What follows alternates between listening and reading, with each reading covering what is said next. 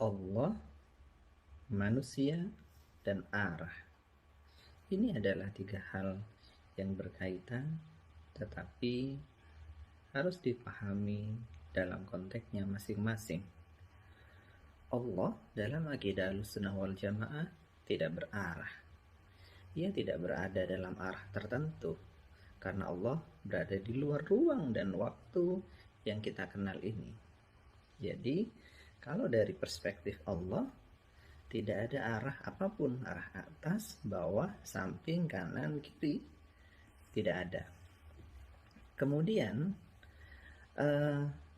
manusia adalah makhluk fisik yang berarah. Semua tentang manusia pasti berhubungan dengan arah. Jadi, manusia tidak bisa dilepaskan dengan arah, berbeda dengan Allah. Lalu, bagaimana cara kita menyembah Allah? Bagaimana kita mengerti Allah?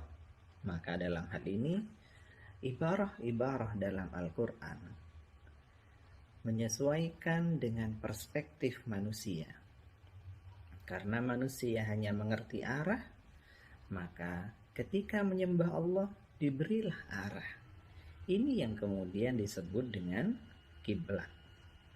Manusia pasti berarah. Tidak bisa kita menyembah atau sholat atau berdoa tanpa arah. Sehingga diberilah kiblat. Untuk sholat, kiblatnya adalah Mekah atau Ka'bah, lebih spesifiknya. Disitulah kita diperintahkan berarah untuk sholat. Kemudian untuk berdoa, diberilah kiblat yang namanya langit. Disitulah kita diperintah untuk berarah, mengarahkan doa kita ke arah langit. Jadi itu adalah perspektif manusia, bukan perspektif Allah Subhanahu wa ta'ala. Kemudian bagaimana Allah mengenalkan dirinya apabila dirinya tidak berarah? Karena tidak berarah maka bebas. Dalam Al-Quran disebutkan bahwa Allah di atas langit. Aamintum man fis sama, misalkan. Atau Ar-Rahman 'alal 'arsy istawa. Ini semua ayat-ayat semacam ini ketika yang ditekankan adalah keagungannya, kehebatannya, kuasanya. Sehingga kita harus takluk dan merasa bahwa kita itu tidak ada apa-apanya dan kita semua berada di bawah kendali Allah Subhanahu wa ta'ala. Kemudian dalam Al-Quran juga dijelaskan bahwa Allah bersama kita, bahwa ma'akum aina ma'akumtum. Dimanapun kita berada, Allah bersama kita. Ayat ini berbeda pemahamannya dengan ayat sebelumnya. Apabila ayat sebelumnya dipahami sebagai posisi, maka posisi di sini akan berubah lagi. Tetapi ayat-ayat itu sejatinya tidak berbicara tentang arah. Maka kebersamaan itu maksudnya adalah kebersamaan pengawasan, bahwa Allah dekat dengan kita. Kemudian kedekatannya bahkan digambarkan dalam ayat yang lain sampai lebih dekat dari urat leher. Nah, yang demikian apa artinya? Ayat-ayat itu semuanya tidak berbicara tentang Allah dari perspektif wujud zat Allah itu sendiri.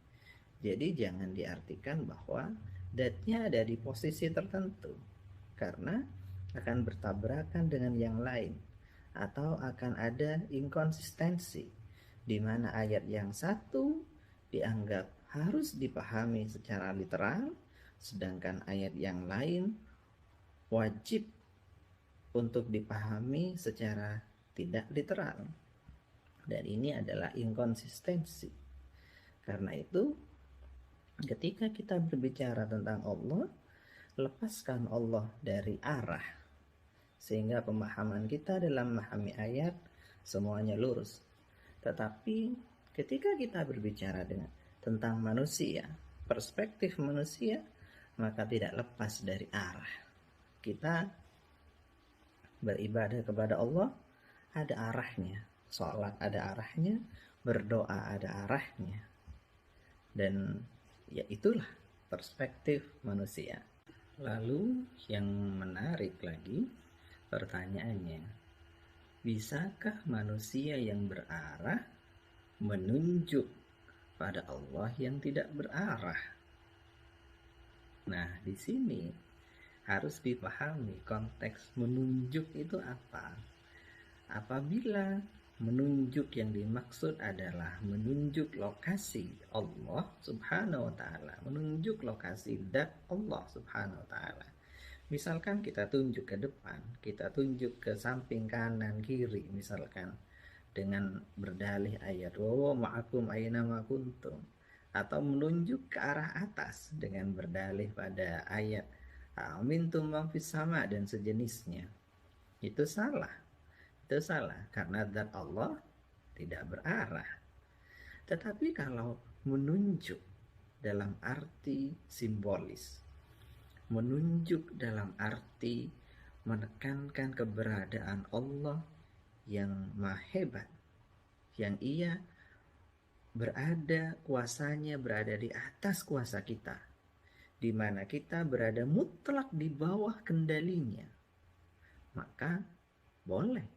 Dan arah yang relevan dengan itu adalah arah atas. Sehingga sama seperti berdoa ke arah atas, menunjuk juga boleh, menunjuk ke atas. Allah subhanahu wa ta'ala. Ini gerakan standar karena ini simbol, bukan menunjuk zat Allah. Bagaimana kalau diartikan menunjuk zat Allah? Maka kita maklum, bumi kita ini bulat dan bumi ini kita berputar. Kita menunjuk ke sini, ke arah mana ini? Bila dilihat dari perspektif luar angkasa, kita akan menunjuk ke arah mana-mana. Nah, begitu.